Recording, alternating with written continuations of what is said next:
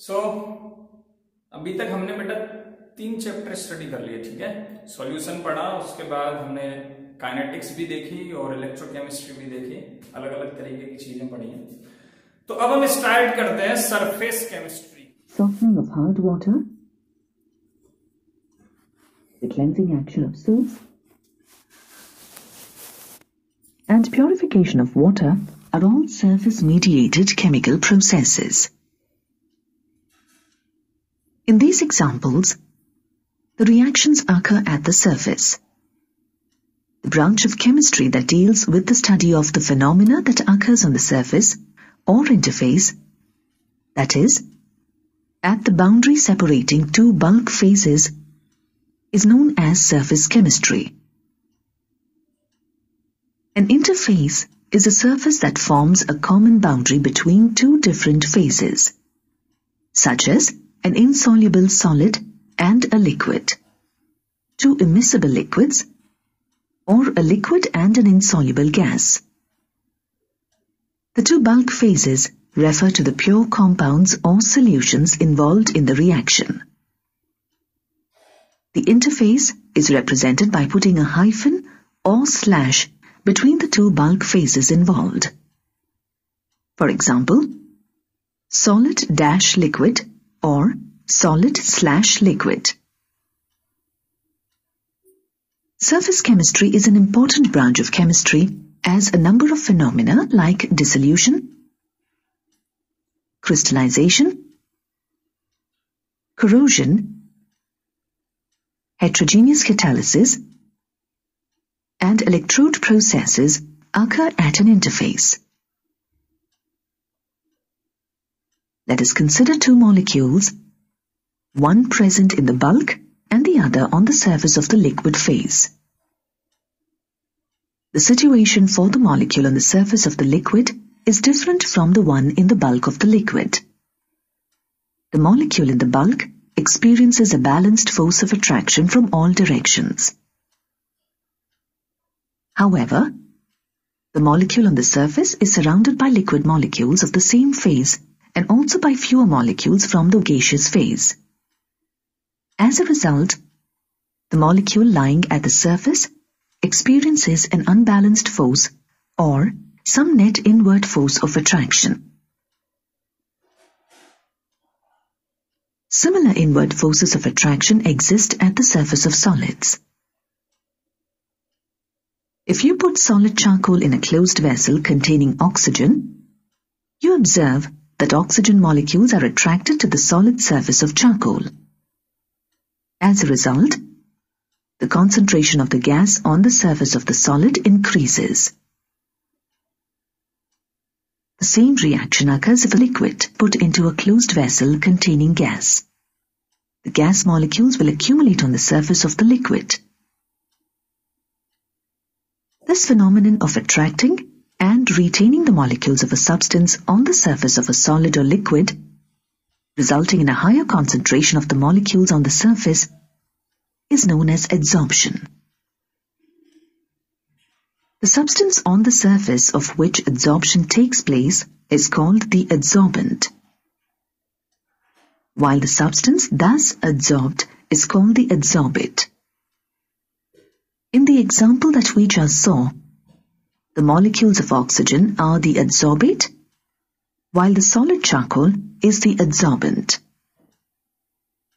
The reverse process, that is, the removal of the adsorbed substance from the surface, is called desorption. It can be brought about by heating or by reducing the pressure.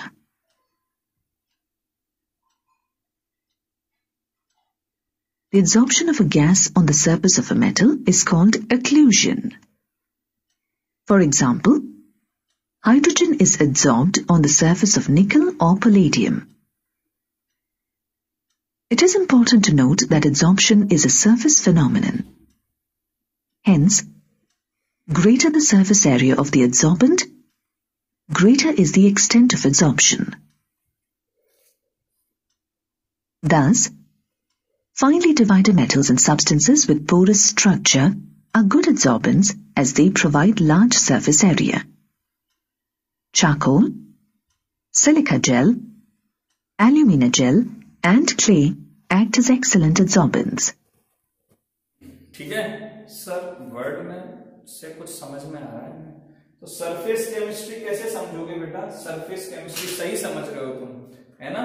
एक ऐसी branch जो, एक example मैं तुम्हें समझाना चाहता हूँ, मेरे पास कुछ,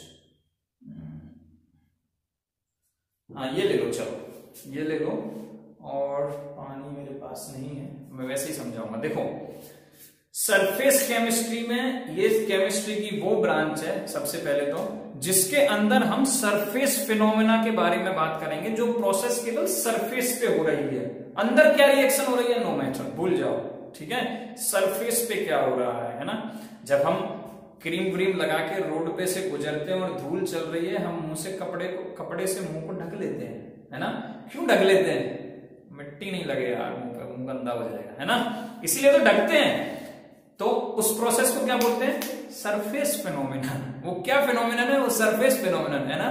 the absorption of dust on your face, on your skin is the surface phenomenon. अंदर नहीं जाती है वो खाल के, है ना, वहीं रहेगी सरफेस पे, रिएक्शन भी करेगी, और उस रिएक्शन से क्या होगा? तुम्हारी खाल धीमे धीमे एकदम डैमेज होने लगेगी, है ना? अगर तुम ज्यादा रफ एरिया में रहते हो हमेशा बहुत लंबे समय से, तो तुम्हारी स्किन डैमेज होने लगेगी धीमे धीमे, सरफेस फिनोमेनन है।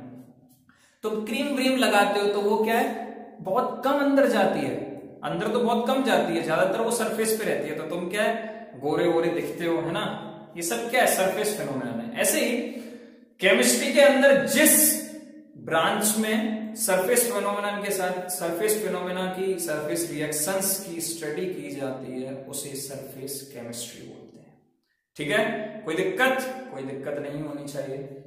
अब मान लो दिख रहा, देखो ये एक सरफेस है, मेरे मोबाइल का कवर है, ठीक है? मैंने इसके ऊपर, पानी है नहीं मेरे पास, अदरवाइज सोचो कि इसके ऊपर पानी की ड्रॉपलेट गिरी, ठीक है?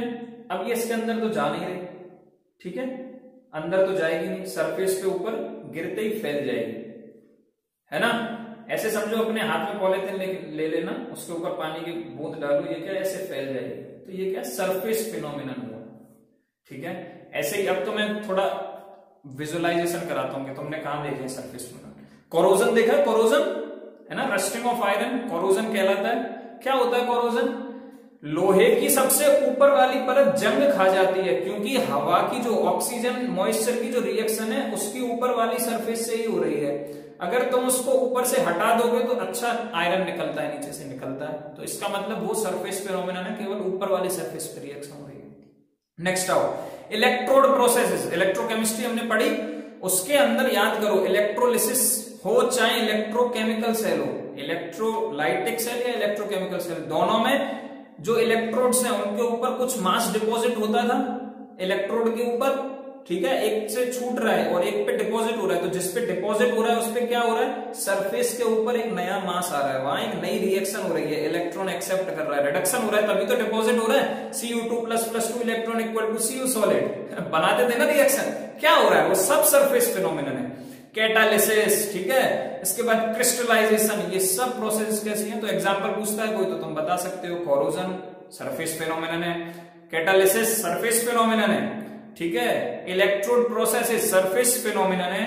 उसके बाद इसके बाद कैटालिसिस मैंने बता दिया, ठीक है? क्रिस्टलाइजेशन सरफेस फिनोमेनन है, ठीक है? तो ये अब सर कैसे समझ में आएगा? थोड़ा सा बोर्ड वर्क करते हैं। हम क्या पढ़ रहे हैं? हम पढ़ रहे हैं सरफेस केमिस्ट्री। जिंदगी नरक बना दी है हमारी केमिस्ट्री पढ़ा के हैं बेटा, नहीं पढ़ोगे तो क्या करोगे बताओ? नौकरी के लिए नहीं पढ़ना चाहिए, अपनी नॉलेज के लिए पढ़ना चाहिए। वास्तव में हम इतनी सारी चीजें देख रहे हैं, तो क्यों ऐसा ही होता है ना? इसीलिए क्यों पानी अंदर नहीं जाता है, क्या कारण है कि वहां पानी रुक गया, ये सब क्वेश्चन है ना, बुद्धिशाली के दिमाग में घूमने चाहिए।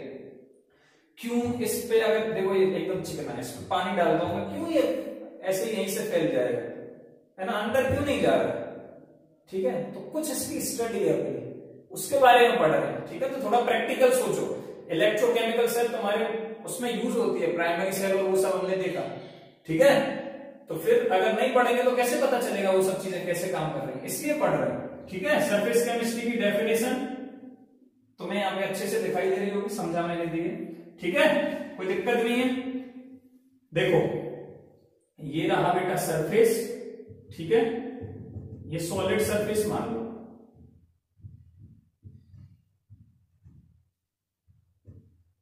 ये पार्टिकल्स गैस पे घूम रहे हैं, गैस ले लो चाहे लिक्विड ले लो, मैंने गैस लिया आके, है ना, ये सब गैस के पार्टिकल है, ऐसे जी बना लो, आके इस पे एड्सॉर्ब हुए, इस पे आके रुक गए। ठीक है, अब सुनो, जिसपे एड्सॉर्ब हो रहे हैं, ठीक है सर, ये क्या एड्सॉर्ब एड्सॉर्ब बोल रहे हो, तो हम बता देते हैं तुम्हें क्या होता है एड्सॉर्प्शन। इससे पहले एक वर्ड इंट्रोड्यूस कर देता हूं मैं, एड्सॉर्प्शन लिख लो। The phenomenon in which surface of adsorbent rather than the bulk, rather than in the bulk, is called adsorption.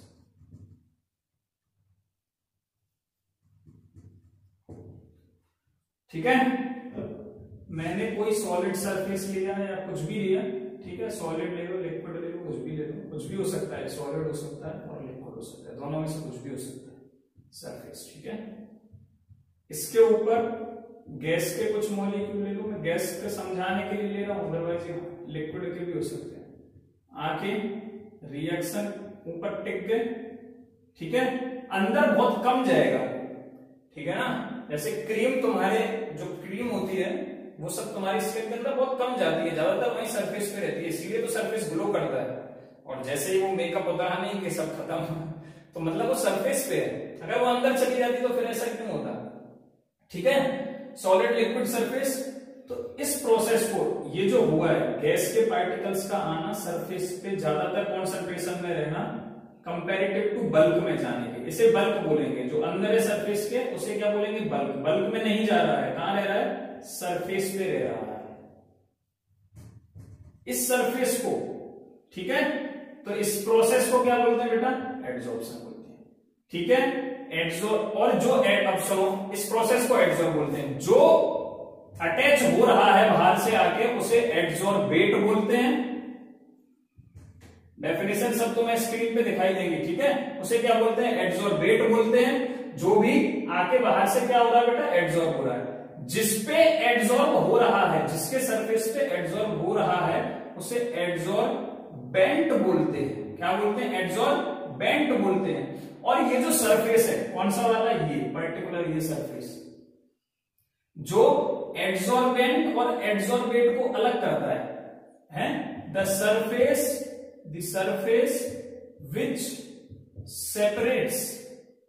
which separates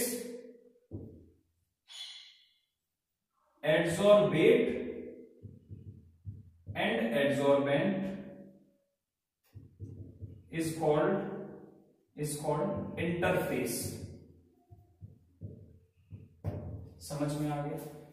ठीक है, किसे कहते हैं एड्सॉर्प्शन, है ना, समझ में आ गया होगा। बाहर से पार्टिकल्स का आना और सॉलिड या लिक्विड सरफेस पे एड्सॉर्ब हो जाना, जरूरी नहीं है ये गैस हो, लिक्विड भी हो सकता है। ठीक है, कुछ भी हो सकता है, तो इस पे ऊपर से टच हो जाना, इसे क्या बोलेंगे, एड्सॉर्प्शन प्रोसेस बोलेंगे। The surface which separates adsorbate and adsorbent is called adsorption, is called interface. And जो ऊपर से आके टच हो रहा है, सरफेस पे टिक रहा है, उसे क्या बोलते हैं, एड्सॉर्बेट बोलते हैं। जो यहाँ पे सरफेस पे आके जिस सरफेस पे अटैच हो रहे हैं उसे एड्सॉर्बेंट बोलते हैं, और इस प्रोसेस को एड्सॉर्प्शन बोलते हैं। ठीक है, तो फिर सर एब्सॉर्प्शन क्या होता है, तो फिर सर एब्सॉर्प्शन क्या होता है बेटा, एब्सॉर्प्शन में कुछ नहीं होता। फॉर एग्जाम्पल, तुमने स्पंज देखा है ना, जो स्पंज मतलब फोम जो होता है, उस पे कभी पानी डालना, सरफेस पे बहुत कम रह जाएगा, ज्यादातर कंसंट्रेशन पानी की कहां एंटर कर जाएगी, अंदर कर जाएगी, बल्क में एंटर कर जाएगी, उसे बोलते हैं एब्सॉर्प्शन। ठीक है, तो एब्सॉर्प्शन में क्या होगा, एब्जॉर्प्शन में क्या होगा बेटा, ज्यादातर जो पार्टिकल्स है बाहर से, ठीक है, लिक्विड हो चाहे गैस हो, कुछ भी हो, ठीक है, मैं यहाँ पे हर बार गैस का इसलिए दे रहा हूं इससे डिफरेंस समझ में आ सके। वो कहां एंटर कर गया, सरफेस के अंदर एंटर कर गया, ठीक है। बहुत कम पार्टिकल्स यहां रहे, यहाँ पे बहुत कम है, ज्यादातर कहां है, बल्क में है, ठीक है। इस प्रोसेस को क्या बोलते हैं, एब्जॉर्प्शन बोलते हैं। तो दोनों में अंतर समझ में आ रहा होगा, ठीक है। हम पढ़ेंगे difference between absorption and absorption, ठीक है। तो absorption is a surface phenomenon, absorption is a bulk phenomenon.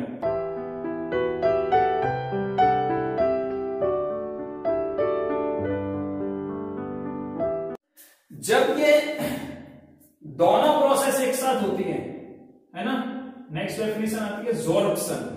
What is sorption? When कुछ प्रोसेस ऐसी भी होती है जहां पे दोनों हो रही हो, when the adsorption and absorption takes place simultaneously, adsorption and absorption takes place simultaneously.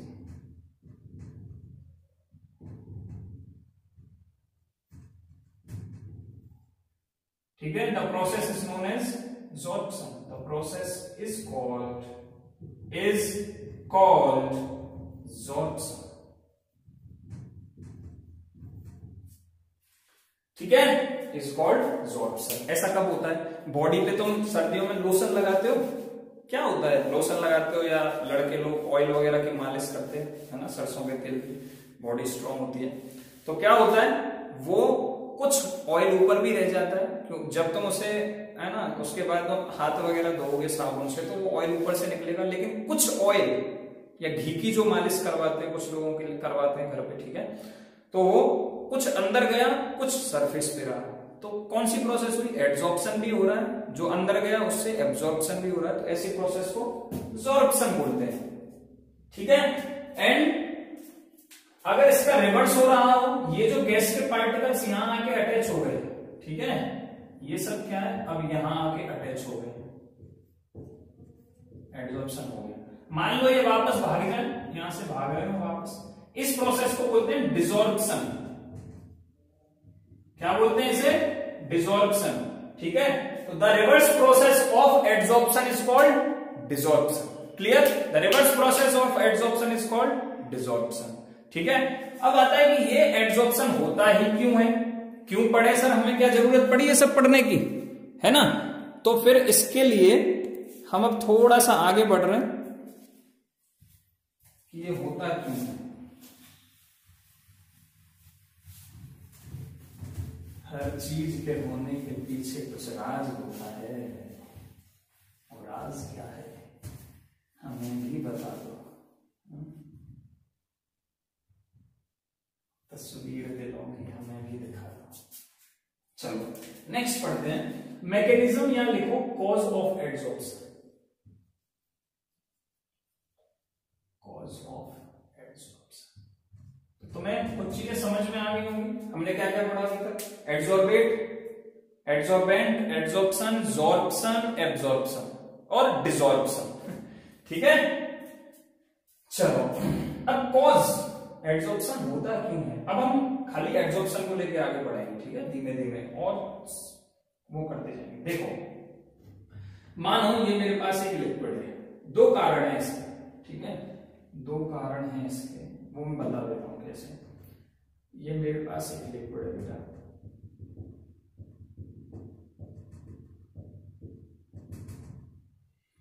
इसमें एक मॉलिक्यूल यहां पे है, एक मॉलिक्यूल यहां पे है, और एक मॉलिक्यूल ले लेता हूं सरफेस वाला, ये वाला, ठीक है।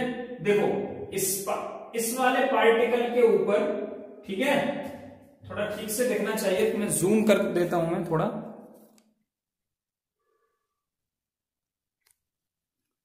ठीक है। ये वाला जो पार्टिकल है बेटा, इसके ऊपर चारों तरफ से फोर्स लग रहा होगा, ये चारों तरफ फोर्स लगा रहा होगा, समझ में आ रही है, क्योंकि इसके चारों तरफ मॉलिक्यूल्स हैं, ये सब जगह से फोर्स फील कर रहा है, 10 के 10 दिशाओं से फोर्स फील कर रहा है। ये वाला भी सेम, इधर से इधर से इधर से इधर से इधर से इधर से इधर से आगे से पीछे से सब जगह से। इस वाले की बात करते हैं, इधर पार्टिकल है, इधर से फील कर रहा होगा, इधर से इधर से इधर से, लेकिन ऊपर से तो नहीं कर रहा होगा, है ना, ऊपर से तो नहीं कर रहा होगा। तो इसमें क्या है, अनबैलेंसिंग होती है ना, इनको बोलते हैं। तो इसके पास कुछ फोर्स रह गए, तो जो फोर्स इसको सेटिस्फाई करेगा आगे, तो ये क्या है, कुछ चाहता है अपनी सेटिस्फेक्शन के लिए, क्या है, ये कुछ चाहता है, ठीक है, उसको सेटिस्फाई करने के लिए बाहर से कोई इसके सरफेस पे आ जाएगा, ठीक है, जो इसे यहाँ पे घेर लेगा। मान लो गैस का कोई मॉलिक्यूल आ गया, ठीक है, अब वो क्या करेगा, इसके फोर्स को सेटिस्फाई कर देगा, ठीक है। तो कॉज ऑफ एड्सॉर्प्शन में एक तो ये हो गया, to satisfy the unbalancing of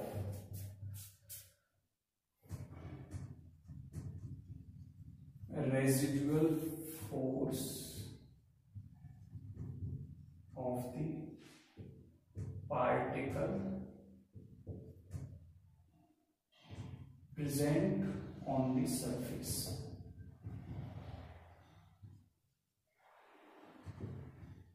एक तो ये हो गया, ठीक है, कोई दिक्कत नहीं होनी चाहिए, इसे मिटा दो। नेक्स्ट, अच्छा, जब कोई भी पार्टिकल आके एब्जॉर्ब हो रहा है, ठीक है, वो लिक्विड वाला एग्जांपल ही ले लो, जिससे दोनों चीजें ज्यादा समझ में आएंगी।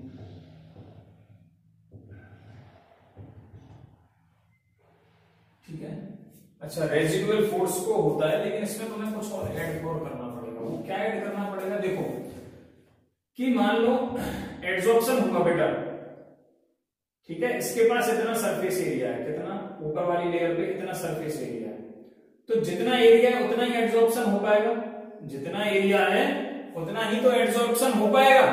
तो फिर हम ऐसा बोल सकते हैं कि अगर एरिया बढ़ता है तो एड्सॉर्प्शन बढ़ेगा। हम क्या बोल सकते हैं, अगर एरिया बढ़ा है तो एड्सॉर्प्शन भी बढ़ेगा। तो मैं एक पॉइंट इसमें ऐड कर रहा हूं तुम्हारे लिए, वो लिखना बहुत जरूरी है ना, कि द एक्सटेंट ऑफ एड्सॉर्प्शन, इसी में ऐड करो, the extent of adsorption increases, ये थोड़ा सा मिटा दूं, the extent of adsorption increases with the increase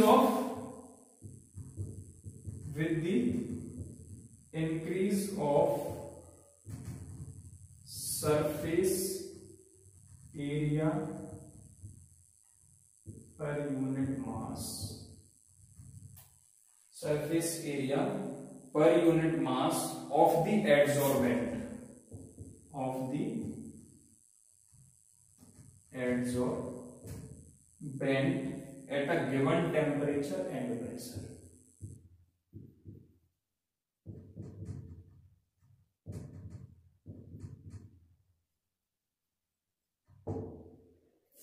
ठीक है, चलो बेटा, देखो मैंने ये पॉइंट यहां लिखा है, मुझे ऐसा लगा कि शायद कुछ लोगों को डाउट हो रहा होगा, तो मैं इसके लिए एक एग्जांपल देता हूं। मैं मान लो मेरे पास एक रिएक्टेंट है, ठीक है, एक एड्सॉर्बेंट है, और अच्छी तरीके से समझाया भी है, तो मैं ये ले लेता हूं, ठीक है बेटा, एक मॉलिक्यूल है मेरे पास, इससे तुम्हें ये बहुत अच्छे से समझ में आ जाएगा कि सरफेस एरिया के साथ कैसे वो कर रहा है। ये है, इसके ऊपर हमारे पास इसकी कितनी साइड खाली है, ये जो बॉन्ड खाली पड़े हैं ना इसके पास जितने भी, वहां पे आके मॉलिक्यूल एड्सॉर्ब हो सकता है, यहाँ एड्सॉर्ब हो सकता है, यहाँ यहाँ यहाँ यहाँ यहाँ यहाँ और यहाँ, ठीक है। मैंने क्या किया बेटा, इसे यहां से तोड़ दिया, ब्रेक कर दिया, तो क्या बना मेरे पास, ए,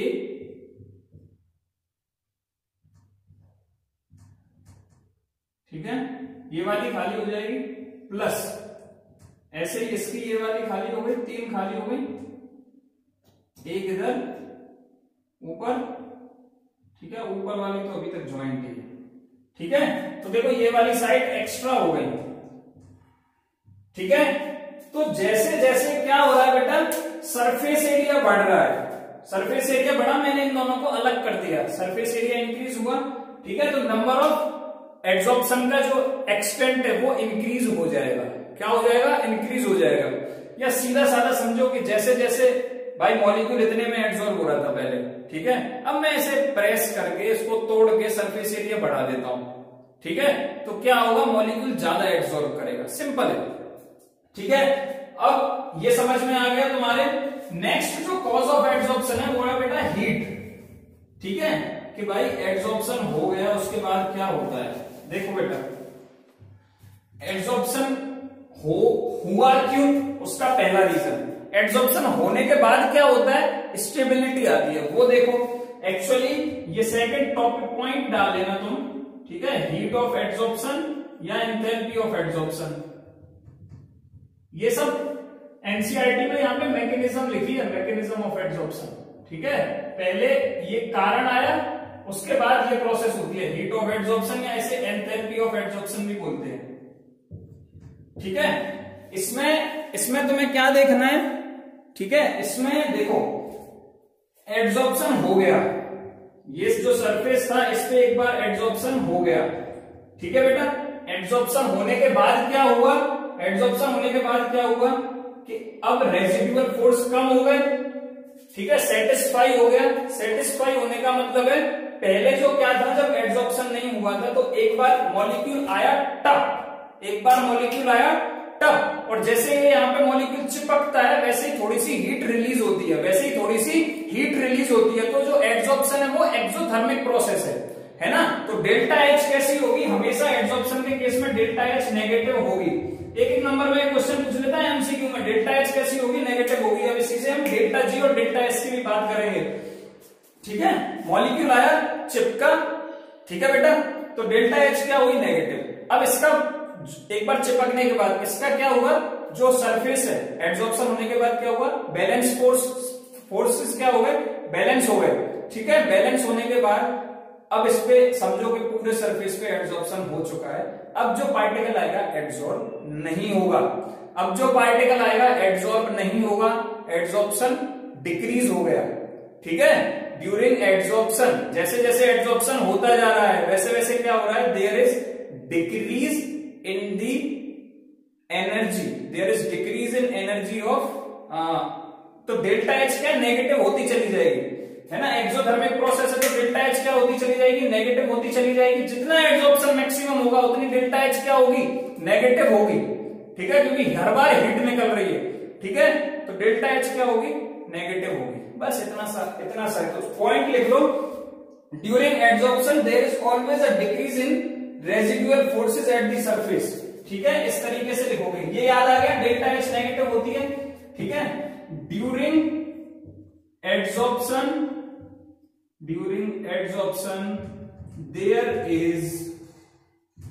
there is a decrease in residual force, घटते चले जाएंगे, है ना, सेटिस्फाई होती जाएगी वैलेंसी, तो there is a decrease in residual forces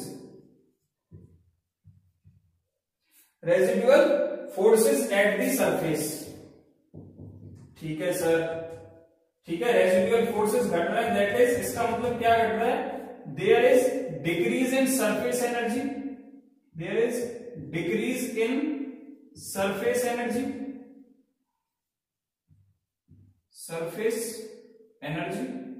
that is surface energy के घटने से क्या हो रहा है?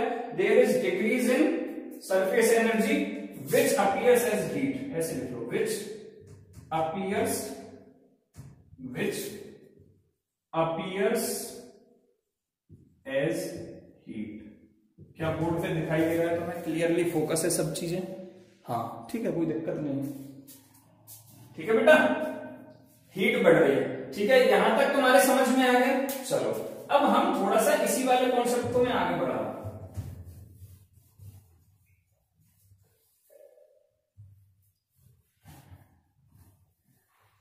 तो मैक्सिमम एड्सॉर्प्शन होगा तो क्या होगा? डेल्टा एच उतनी ही नेगेटिव होगी, ये याद रखना, ठीक है।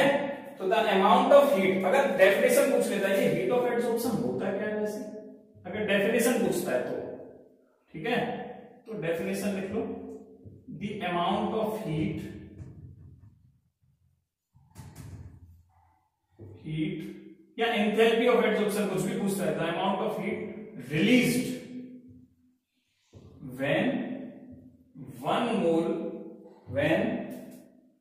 when 1 mole of an adsorbate is adsorbed, when 1 mole of an adsorbate is adsorbed। Sir आज तो आप पूरा लिखा ही लिखा रहे हो बेटा, थ्योरेटिकल सब्जेक्ट है, ठीक है, लिखना तो पड़ेगा। इज एडसॉर्ब्ड ऑन दी किस पे होगा, surface of adsorbent, on the surface of adsorbent is called heat of adsorption.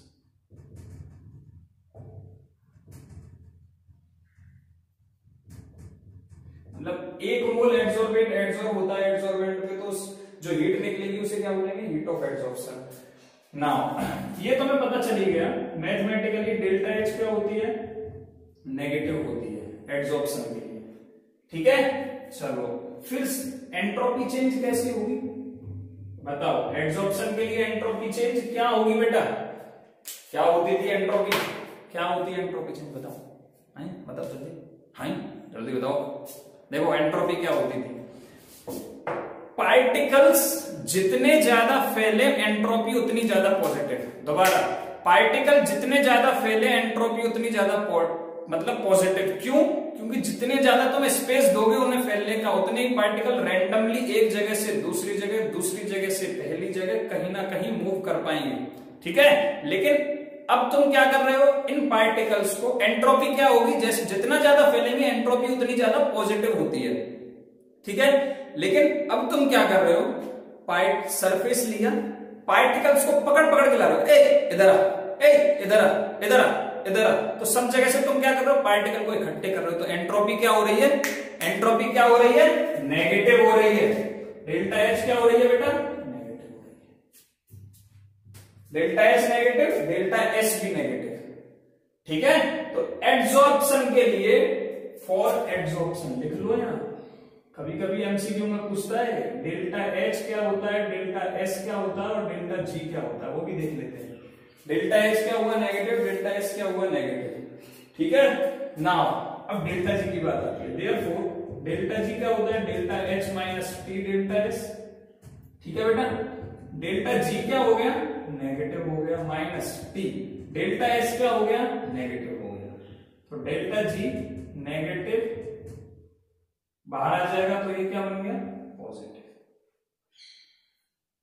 अब एक चीज ये क्या कहती है, गिब्स फ्री एनर्जी तुम्हें पता है क्या बताती है, कि रिएक्शन होगी कि नहीं। अगर रिएक्शन होगी तो डेल्टा जी नेगेटिव, अगर रिएक्शन होगी तो डेल्टा जी नेगेटिव होनी चाहिए। तुम लोग जानते हो स्पॉन्टेनियस रिएक्शन, फिजिबल रिएक्शन, एक क्वेश्चन पूछ लिया था अभी घुमा के, वहां पे स्पॉन्टेनियस की जगह फिजिबल वर्ड यूज कर दिया तो बच्चे कंफ्यूज हो गए, है ना। लेकिन फिजिबल और स्पॉन्टेनियस में कोई अंतर नहीं होता, ये पता होना चाहिए तुम्हें। नॉन फिजिबल मतलब नॉन स्पॉन्टेनियस, तो रिएक्शन स्पॉन्टेनियस, रिएक्शन फिजिबल कब होगी, जब डेल्टा जी नेगेटिव होगा, ठीक है। अब ये नेगेटिव कब होगा, जब डेल्टा एच, समझने की कोशिश करो, नेगेटिव वैल्यू ज्यादा नेगेटिव, नेगेटिव वैल्यू ज्यादा नेगेटिव हो। तो मैं ऐसा लिख सकता हूं, फॉर, यहां पे लिख रहा हूं, चलो, और यहां रिएक्शन कौन सी हो रही है, एडसॉर्प्शन हो रहा है, ठीक है। For the spontaneous process, for the spontaneous process delta H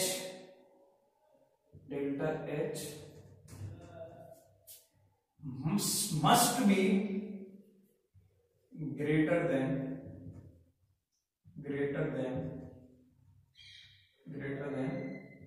delta S, ठीक है। must be greater than delta S या टी डेल्टा एस, ऐसे लिखो। मतलब ये वाला जो पार्ट है डेल्टा एच का, वो क्या है, ज्यादा होना चाहिए टी डेल्टा एस से, क्योंकि यहां नेगेटिव लगा हुआ है मेरे भाई लोगों, क्या लगा हुआ है, नेगेटिव लगा हुआ है आगे, ठीक है।